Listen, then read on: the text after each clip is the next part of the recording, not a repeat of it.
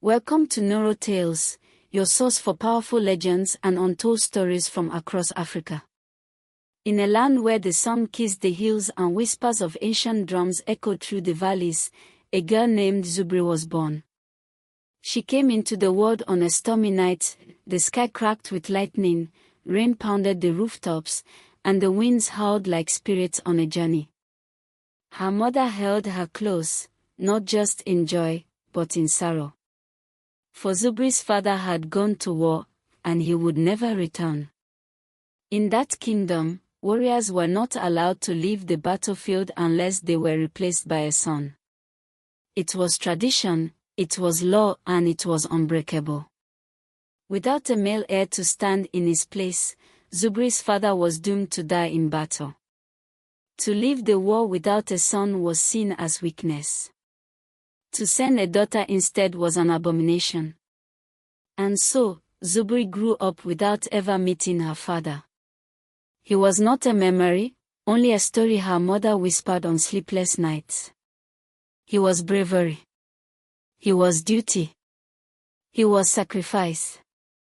And in her young heart, Zubri swore one thing: she would not be useless to the man who gave his life because she was born a girl. While other girls wove mats and carried water, Zubri watched the warriors train from a distance. She mimicked their movements in secret, learned to craft her own spear, practiced with a bow made from bent branches and twine.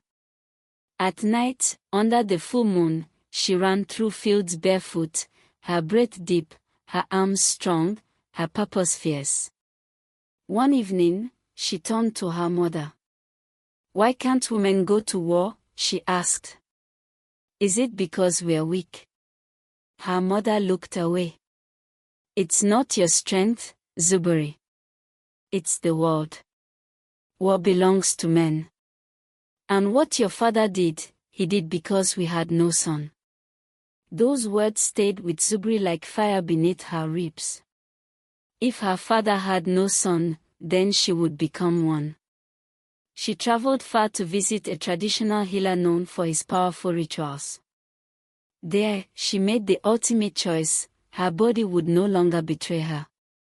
Through pain and ceremony, her womanhood was hidden, even her chest was altered, flattened by fire and stone, so no one would doubt who she appeared to be. She returned home only once more, to kiss her mother's cheek while she slept. And then, Zubri disappeared. She crossed mountains, rivers, and forests. She faced beasts, bandits, and biting hunger. But nothing turned her back. She was chasing the war that had taken her father. She was chasing a chance to matter.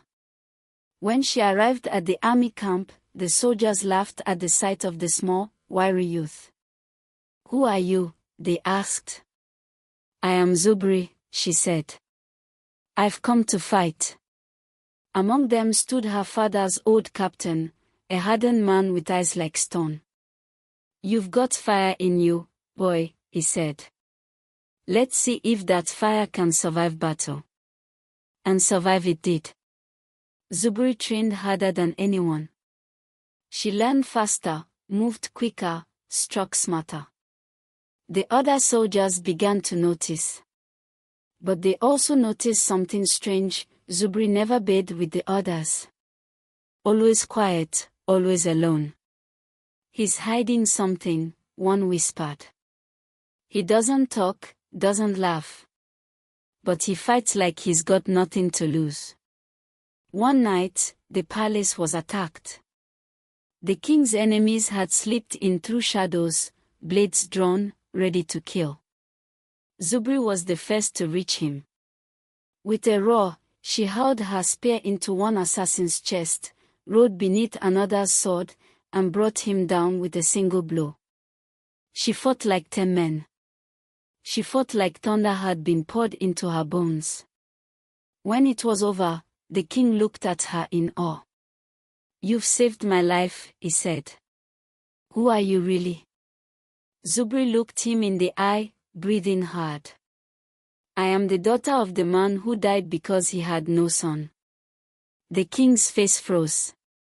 You are a woman. Zubri stood tall. I am a warrior. A child of silence, sacrifice, and fire. I came not for glory, but because my father had no one else. I will not let his name die in vain. The king was silent for a long time. And then he smiled. A daughter like you, he said softly, makes a story greater. He named her commander of the royal army. Under her leadership, the kingdom knew victories it had never seen. Battles were won with courage and strategy. Villages were rebuilt. Peace was forged. In time, the king came to know more than just her strength. He saw her wisdom, her clarity, her compassion. And Zubri, too, saw in him the calm she had never known. One quiet morning, he asked, will you rule beside me, Zubri? As queen. As partner. As legend. She smiled. I will, she said. But not because I dreamt of a crown. Only because I dreamt of a world where girls like me no longer have to hide who they are to be heard. Their wedding was like no other. The kingdom rejoiced. Drums thundered through the valleys. Girls danced with spears in hand. Mothers wept with pride. Fathers stood in silence, wondering how they had ever believed a woman could not lead. Zubri ruled not just with power, but with vision. She built schools for girls. Opened the gates of the army to any soul brave enough to fight. And across the land, whispers of her legend grew. They called her the warrior with a heart carved by fire. The one who rose from the ashes of forgotten daughters, and changed everything. So when your spirit feels too small, or the world says you cannot, remember Zubri. And rise.